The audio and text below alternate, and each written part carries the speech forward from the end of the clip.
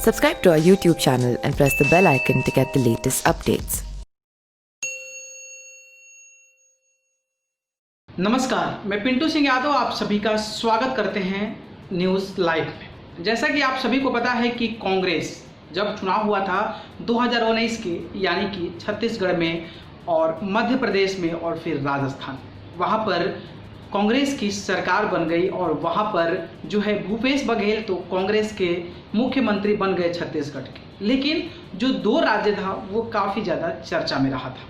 बहुत सारे ऐसे कयास लगाए जा रहे थे और लोग जो है कहीं ना कहीं एक अलग ही नेता को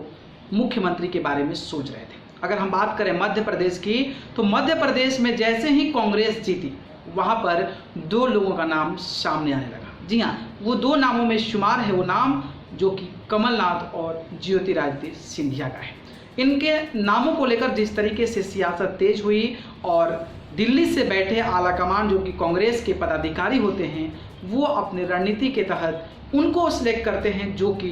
वहाँ की राजनीति को आगे और भी सक्रियता के साथ बढ़ाए और उनका वजूद क्या है उनके पार्टी में उसके अनुसार जो हाई कमेटी होती है वो डिसाइड करती है और फिर निर्णय लेती है। हालांकि दोनों के बीच में काफ़ी ज़्यादा कंट्रोवर्सी भी हुआ जिसको लेकर समर्थक जो है सड़क पर भी उतरे, लेकिन कहीं ना कहीं उस समय राष्ट्रीय अध्यक्ष जो है कांग्रेस पार्टी के वो राहुल गांधी थे और राहुल गांधी ने दोनों से मिलजुल कर बात को सही तरीके से बैठाया और वहाँ पर कमलनाथ को मुख्यमंत्री चुन लिया गया। राहुल गांधी ने एक तस्वीरें भी शेयर किया था जिसमें दोनों लोगों के साथ हाथ उठाते हुए तस्वीर सोशल मीडिया पर वायरल हुई थी। इसके बाद से कमलनाथ वहां पर मुख्यमंत्री बने थे। इसके बाद से लगातार जो है ज्योतिरादित्य सिंधिया और कमलनाथ के बीच में विवाद शुरू हो गया था। अगर हम बात करें वहीं राजस्थान की, तो राजस्थान में भी सेम जो स्थिति है वहाँ पर उत्पन्न हो गई थी। अगर हम वहाँ की बात करें तो राहुल गांधी जिस तरीके से उस समय अध्यक्ष थे तो ये दोनों दिग्गज, कांग्रेस के बड़े दिग्गज जो हैं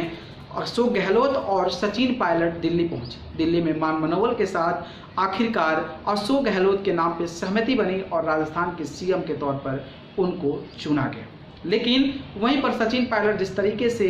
कहा जाता था कि उन्होंने ग्राउंडली लेवल पर, जमीनी स्तर पर जिस तरीके से कार्यकर्ताओं से जुटकर और बीजेपी के सरकार रहते हुए सेंट्रल में जिस तरीके से उनको दांव पेच लगाकर उनको वहां से भगा दिया, उसके बाद से पूरा का पूरा जो श्रेय था वो कहीं ना कहीं लोग सचिन पायलट को दे रहे थे और ये भी कह रहे थे कि सचिन पायलट एक साफ छवि के नेता हैं, युवा नेता, पढ़े लिखे नेता हैं और उनका जो रणनीति करने का तरीका है वो कहीं ना कहीं युवाओं को प्रेरित करता है। जिसके बाद से सचिन पायलट की लोग उम्मीद लगाकर बैठे थे कि कांग्रेस के जो मुख्यमंत्री राजस्थान के होंगे वो सचिन पायलट होंगे। हालांकि यहाँ पर जो फैसला है वो उल्टा गया और अशोक गहलोत को उनके राजनीति जो करियर रहा है, जितना बड़ा करियर रहा है उसके अनुसार जो आला कमान है कांग्रेस पार्टी का, वो दिल्ली से अशोक गहलोत को मुख्यमंत्री बनाकर भेजते हैं। अब बात ये आती है कि दो जगह, मध्य प्रदेश की अगर हम बात करें या फिर राजस्थान की बात करें, तो यहाँ पर उन नेताओं को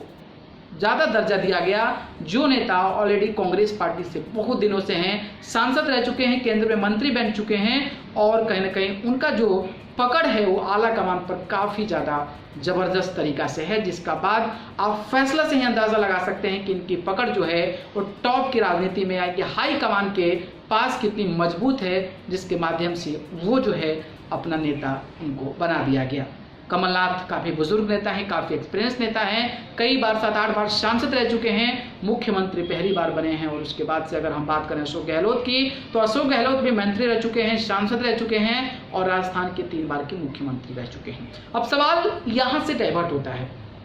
सवाल ये उठता है कि ज्योतिरादित्य सिंधिया इतने दिग्गज नेता, एक बड़े सांसद रह चुके हैं और जिस तरीके से मध्य प्रदेश की राजनीति में जब विधानसभा चुनाव हुआ था तो वो जिस तरीके से जहां भी जा रहे थे कार्यकर्ता, कांग्रेस पार्टी के लोग जो है उनको देखने के लिए, उनको वोट करने के लिए, उनका समर्थन करने के लिए उनके लगातार पीछे घूम रहे थे और पूरा का पूरा जो श्रेय था वो कहीं ना कहीं ज्योतिरादित्य सिंधिया को दे रहे थे। अगर वही हम राजस्थान की बात करें तो राजस्थान में भी सचिन पायलट को लोग काफ़ी ज़्यादा प्यार कर रहे थे क्योंकि वो एक युवा नेता थे, पढ़े लिखे नेता थे और जो साफ छवि होती है उसके नेता थे। उसके बावजूद भी कांग्रेस पार्टी जब दोनों राज्यों में जीतती है तो कहीं ना कहीं बुजुर्ग लोगों को, बूढ़े लोगों को जो ऑलरेडी कांग्रेस पार्टी के बड़े दिग्गज रह चुके हैं उनको मुख्यमंत्री का पद संभालती है। इसी के बाद सवाल उत्पन्न हो जाता है कि क्या कांग्रेस पार्टी में युवाओं का नेतृत्व तो नहीं है? क्या कि युवाओं में वो उत्साह नहीं है, वो जोश नहीं है, वो काबिलियत नहीं है जो कि बिहार की राजनीति हो या फिर देश के अलग अलग राजनीति हो, मध्य प्रदेश की बात करें या फिर हम छत्तीसगढ़ की बात करें या फिर अगर हम राजस्थान की बात करें, तो क्या कांग्रेस के युवा नेता उतने सफल नहीं हैं जो कि एक मुख्यमंत्री के तर्ज पर उठकर सामने आए और लोगों के बीच में एक अलग पकड़ बनाए, लोगों के बीच में एक अलग पहचान बनाए और कहीं ना कहीं केंद्र में जो उनका दायित्व है वो बढ़ चढ़ कर। लेकिन कांग्रेस इस प्रकार के फैसले लेने में पता नहीं कहां अचूक जाती है, कहां चूक जाती है, जिसके माध्यम से ये जो आप अब अभी समय देख रहे हैं कि ज्योतिरादित्य सिंधिया जो है मध्य प्रदेश में बगावत कर कर सरकार तक गिरा दिए और फिर जाकर बीजेपी में शामिल हो गए, जिसका खामियाजा आप समझ सकते हैं इसी से कि किसी भी राज्य की सरकार अगर एक नेता के बदौलत गिर जाती है तो इससे बड़ा दुखद घटना और इससे बड़ी बुरी राजनीति क्या हो सकती है, आप इसी से अंदाजा लगा सकते हैं। सेम स्थिति राजस्थान में भी उत्पन्न हो गई है। राजस्थान में जिस तरीके से सचिन पायलट जो बगावत के सुर चालू कर दिए हैं, उसको लेकर कांग्रेस पार्टी का जो 56 इंच का सीना है वो कहीं ना कहीं सिकुड़ता नजर आ रहा है और कांग्रेस पार्टी लगातार जो है अपने जाल में फंसती आ रही है और ऐसा भी कहा जा रहा है कि हो सकता है कि राजस्थान में कांग्रेस की सरकार गिर जाए। तो आप इससे अंदाजा लगाइए कि जब हमारे देश के कांग्रेस पार्टी के युवा नेताओं में इतना जोश है, इतना ताकत है, इतना उनका वर्चस्व है, उतने इनके समर्थक हैं, फैंस हैं और इतनी काबिलियत है कि वो एक सरकार के, एक राज्य को, सरकार को गिराने में वो सक्षम हो पाते हैं, तो क्या एक राज्य के सरकार को चलाने में वो सक्षम नहीं हो पाएंगे? इस पर कांग्रेस पार्टी को विचार करना पड़ेगा और कांग्रेस पार्टी को इस पे गहराई में जाके विचार करना पड़ेगा ताकि उनका आने वाला जो युवा नेतृत्व है वो कहीं ना कहीं कांग्रेस पार्टी के युवा नेतृत्व को कहीं ना कहीं पद संभाले, जिसके माध्यम से आने वाले भविष्य में कांग्रेस पार्टी को एक बेहतर करियर मिल पाएगा और कांग्रेस पार्टी की आने वाले समय में सरकार बन पाएगी। नहीं तो अगर इस तरीके के युवा नेता पर, दिग्गज नेता जो युवा नेता हैं, काफ़ी पढ़े लिखे हैं, टैलेंटेड हैं, साफ छवि के हैं और उनको अगर उनका वैल्यू इस पार्टी में नहीं मिलता है तो फिर कांग्रेस पार्टी की जो स्थिति है वो लगातार डाउन तो हो ही रही है, इससे भी बदतर स्थिति हो जाएगी और आने वाले समय में ये भी हो सकता है कि शायद कांग्रेस पार्टी में कोई नेता शामिल ना हो और ना ही कांग्रेस पार्टी से कोई नेता सामने आए। तो मेरे अनुसार लगा कि हम आप लोगों के बीच ये जानकारी बतानी चाहिए। आप लोगों का क्या विचार है? क्या कांग्रेस पार्टी में युवा नेतृत्व को आगे बढ़ाना चाहिए या फिर वही बूढ़े जो लोग हैं उन्हीं को आगे बढ़ाकर राजनीति करनी चाहिए? आपकी क्या विचार है? आप हमारे कमेंट बॉक्स के माध्यम से जरूर बताएं,